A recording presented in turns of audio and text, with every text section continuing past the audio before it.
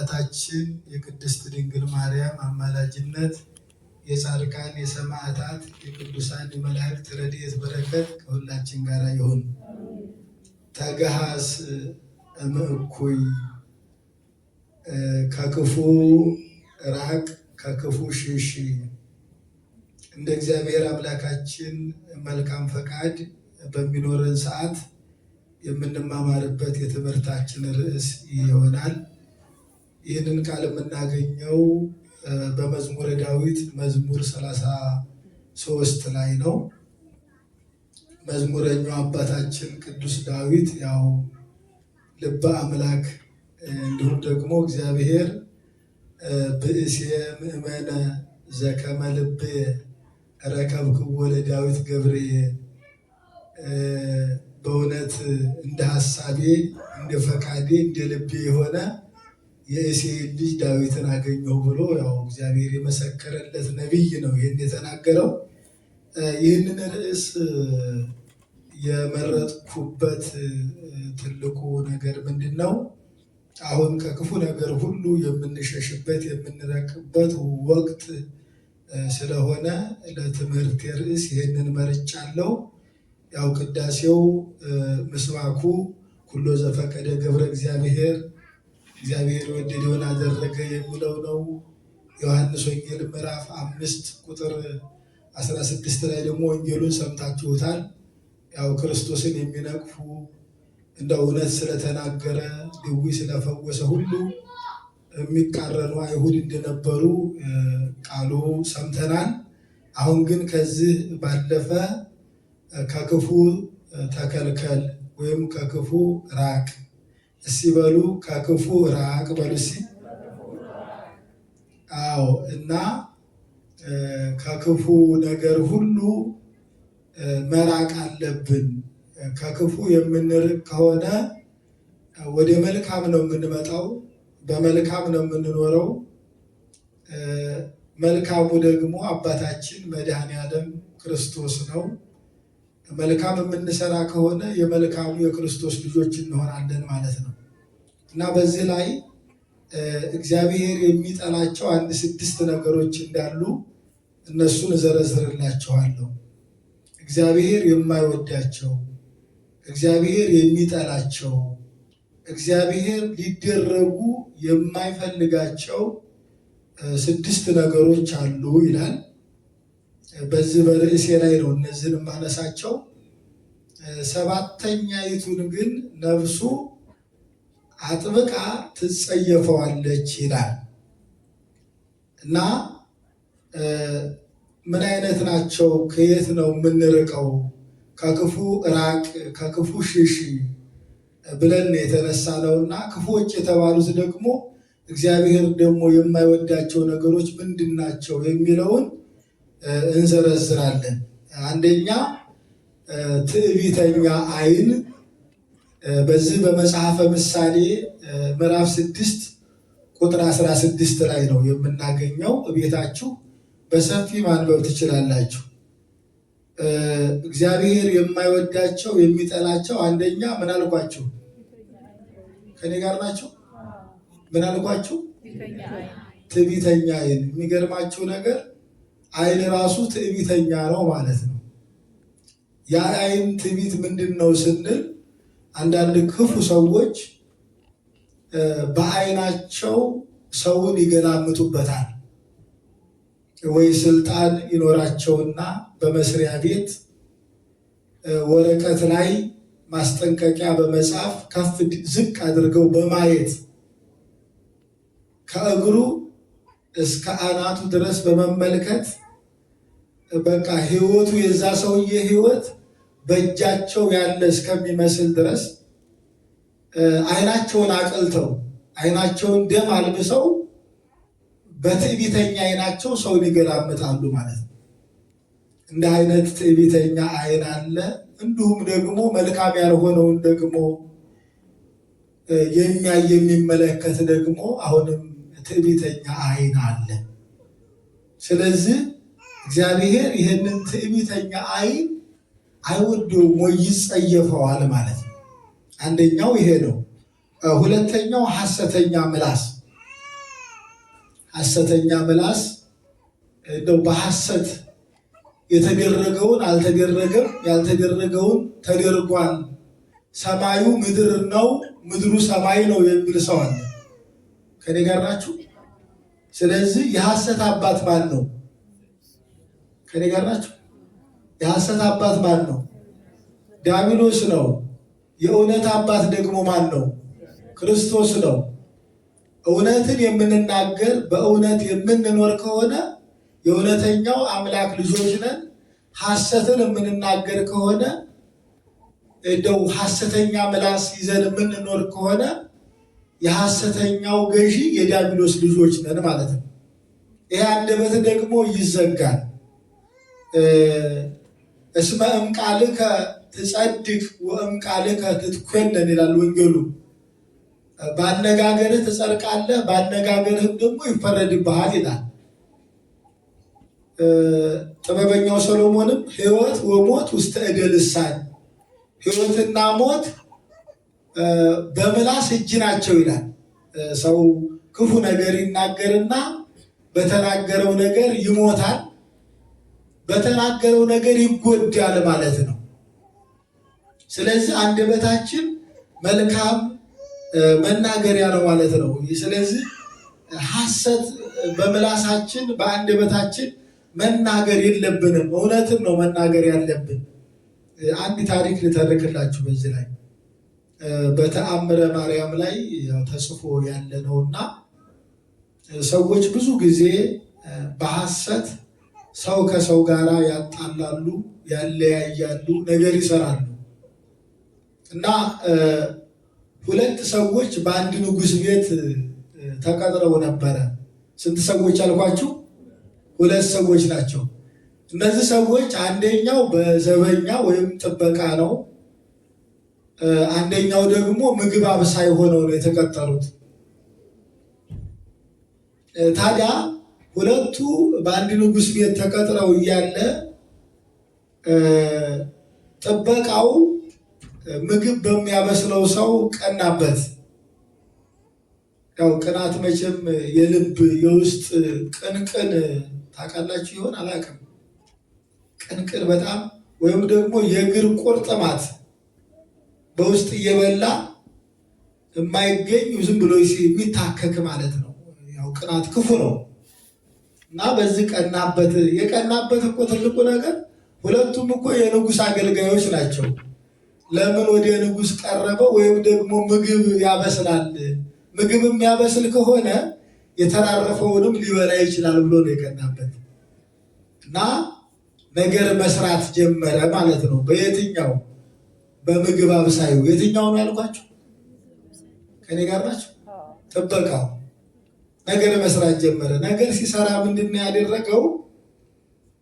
ወንድሜ እኔ አንተ እንድትጎዳ አልፈልግም፣ የአንተን ጉዳት ማየትም መስማትም አልፈልግምና የንጉሥ ፊት ምግብ ይዘህ ስትቀርብ አፍህን እየሸፈንክ ቅረብ፣ አቅርብ ምግቡን። ምክንያቱም ንጉሥ የአፍህ ሽታ እንዳስቸገራቸው ለእኔ ነግረውኛል። ስለዚህ ከዚህ ከስራ እንዳትወጣ እንዳትባረር አፍህን እያፈንክ ምግብ አቅርብ ብሎ ለዚህ ለምስኪን ሰው ነገረው ማለት ነው። የትኛው ነው? የተከታተላችሁ ነው? የትኛው ነው? ጥበቃው። ለየትኛው? ለምግብ አብሳዩ ማለት ነው። ከዛ እሱ እንደተባለው የዋህ ስለሆነ አፉን እያፈነ እየሸፈነ ምግብ ማቅረብ ጀመረ። ንጉሱ ደግሞ ግራ ገባውና አላወቀም። ይሄንን ምን ሆኖ ነው ከተወሰነ ጊዜ ጀምሮ አፉን እያፈነ ምግብ ማቅረብ የጀመረው ብሎ ማንን ጠየቀ ማለት ነው? ጓደኛውን፣ ጥበቃውን። የንጉሥ አፍ ሽታ አስቸገረኝ ብሎ ነው። ከኔ ጋር ናችሁ? በደንብ እያያችሁት ነው።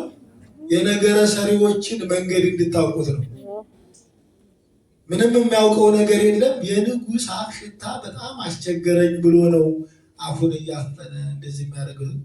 ያው አምላክ በአምላክነቱ መንግስት በመንግስቱ ጎልማሳ በሚስቱ ከመጡበት ሁሉም ቀናአያን ናቸውና በጣም ተቆጥቶ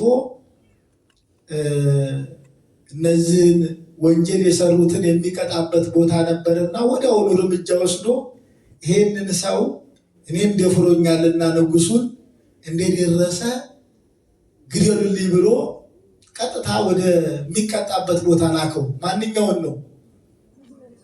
ምግብ አብሳዩ ነገረኛ ነው እሱ አይደለም፣ ነገር የተሰራበት ሰው ነው። ቀጥታ ተልኮ ሄደ።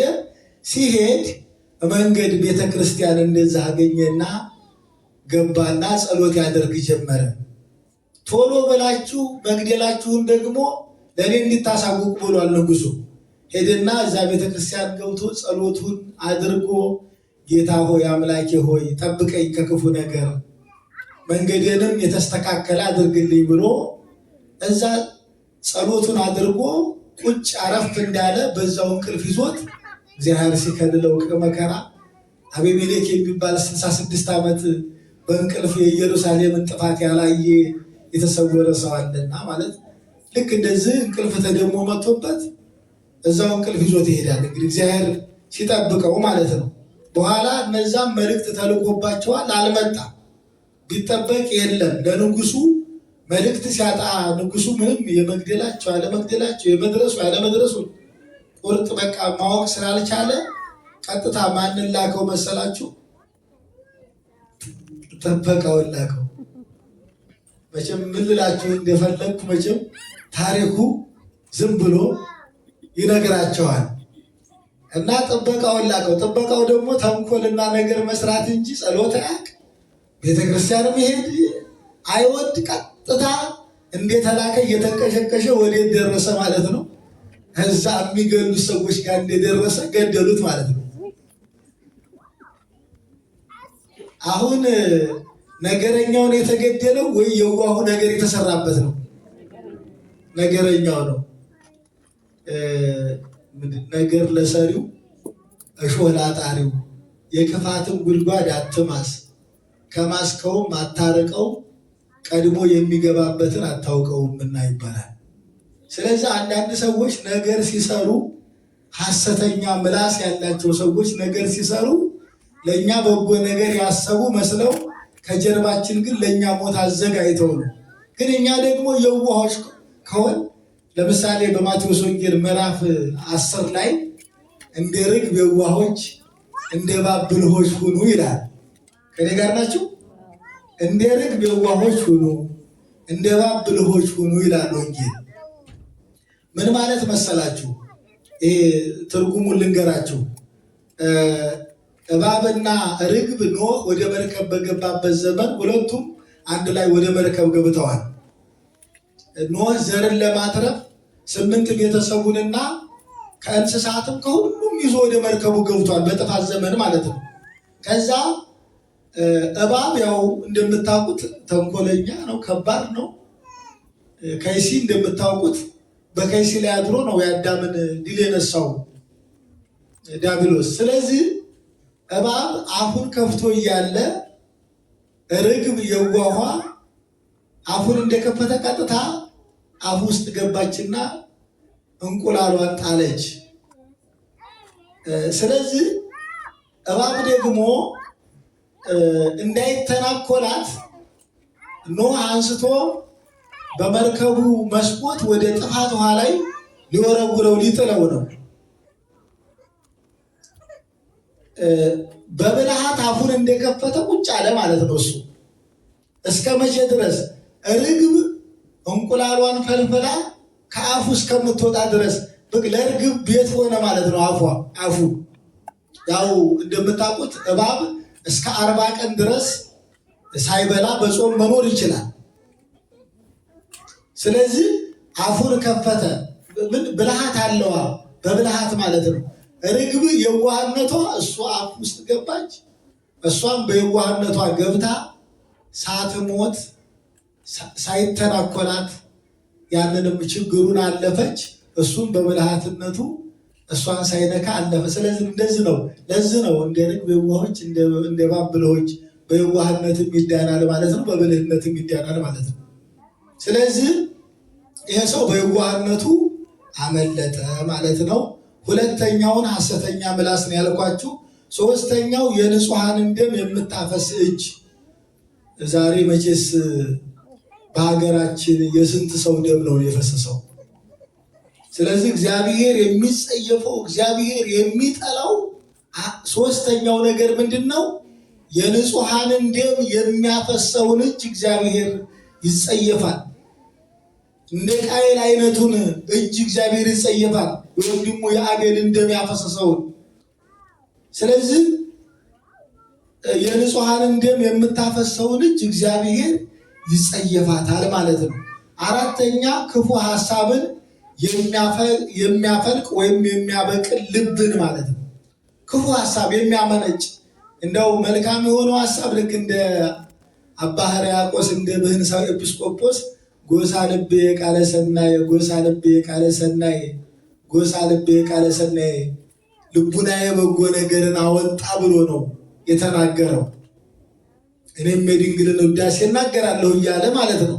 ስለዚህ መልካም የሆኑ ሰዎች ልባቸው ከልባቸው የሚፈልቀው እግዚአብሔርን ማመስገን ነው፣ አምላካቸውን ወይ ደግሞ ለወገናቸው ለተቸገረው ለተራበው መልካም ማድረግን መጾም አለብኝ መጸለይ አለብኝ ብሎ መልካም ሐሳብን ነው መልካም ልብ የሚያፈልቀው ማለት ነው። ክፉ ሐሳብን የምታፈልቅ ልብ ግን ሰው መግደልን፣ ሰው መጉዳትን፣ ሰው ማሳደድን፣ ደም ማፍሰስን ይህን ሁሉ የሚያፈልቅ ክፉ ሐሳብ ያለው ልብ ነውና እግዚአብሔር ከእንደዚህ አይነት ሁሉ ያርቀን።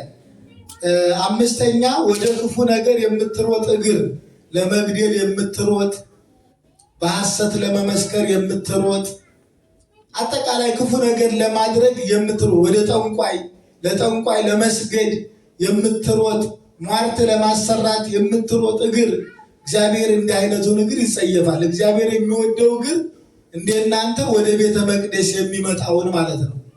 ተፈሳይ ቁስ መይቤሉኒ ቤተ እግዚአብሔር ናሐውር ወቆመ አገሪነ ውስተ አዕጻዲኪ ኢየሩሳሌም።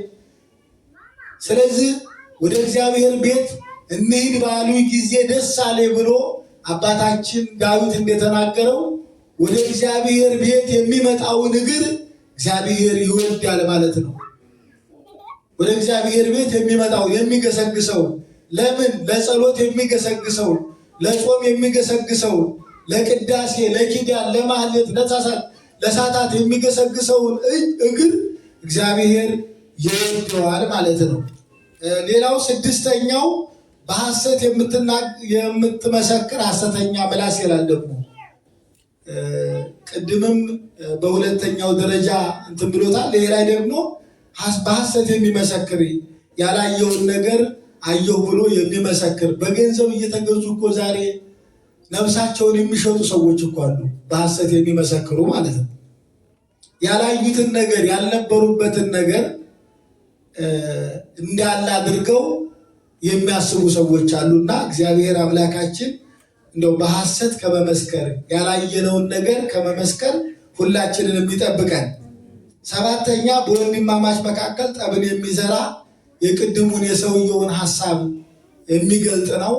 በወንድማማች መካከል ጠብን የሚዘራ አንዳንድ ሰዎች ለምን ተፋቀሩ ብለው ለምን ተስማሙ ብለው የሚያማቸው ሰዎች አሉ። ሰውና ሰው ሲግባባ ሲዋደድ ሲፋቀር ለምንድን ነው የተግባቡት? ምክንያታቸው ምንድን ነው?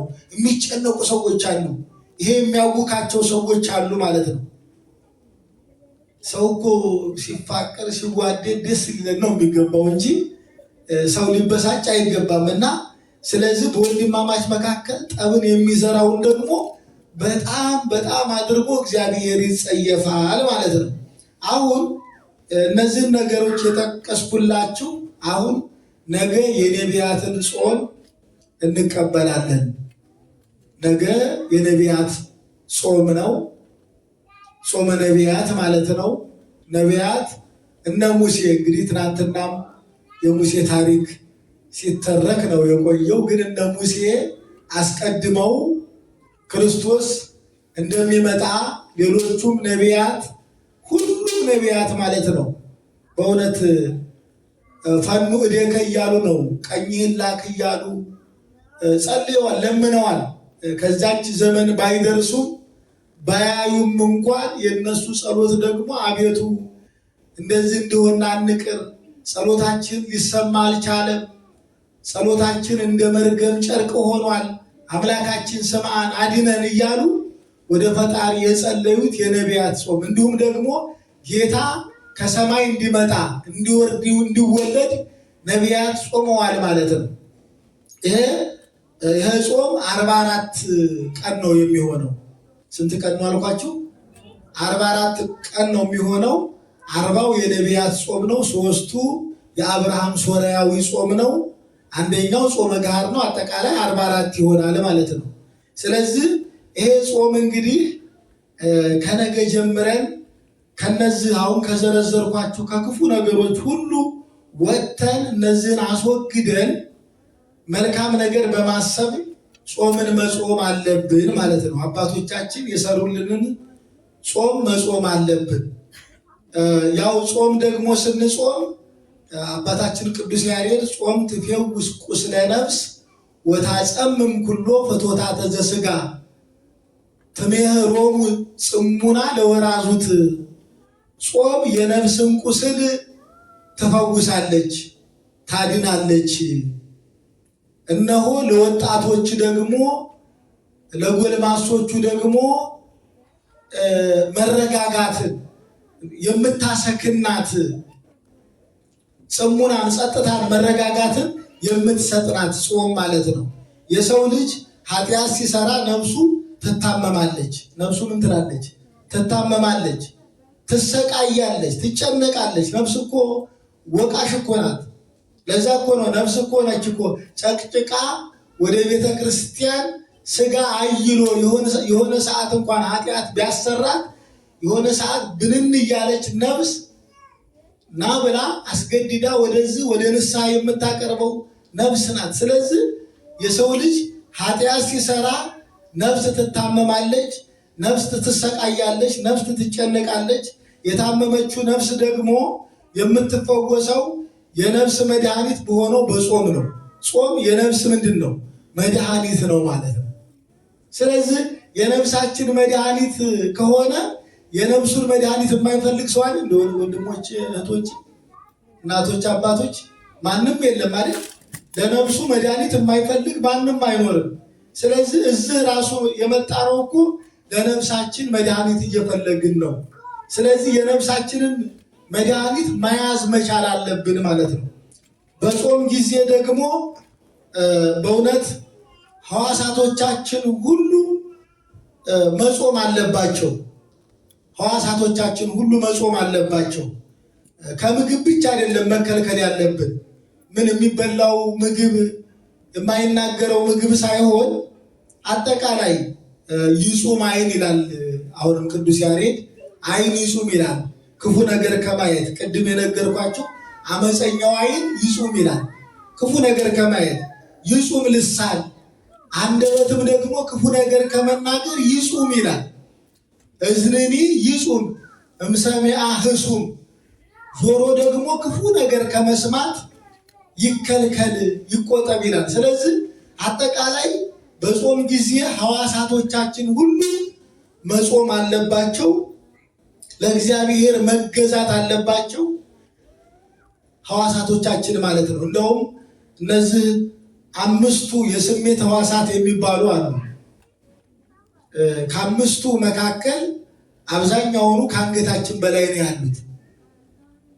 አንደኛው አይን ነው፣ ከዛ ጆሮ ነው፣ አፍንጫ ነው፣ አንደበት ነው። አይን ያያል፣ አይን ያያል ማለት ነው። አንደበትም ይናገራል፣ ጆሮም ይሰማል፣ አፍንጫም ያሸታል። 5ኛው እጅ ነው። ይሄ ገሲስ የሚለው እጅ ደግሞ የመጨረሻው ነው። ስለዚህ እነዚህ ሁሉ መጾም አለባቸው። አይን ክፉ ነገር ከማየት የሚያሰነካክለው ለነፍሱ የማይጠቅመው የማይረባውን ነገር ከማየት አይን ይከልከል። ጆሮም ደግሞ ክፉ ነገር ከመስማት አሁን እኮ አይናችን ምንም የማያየው ክፉ ነገር አለ።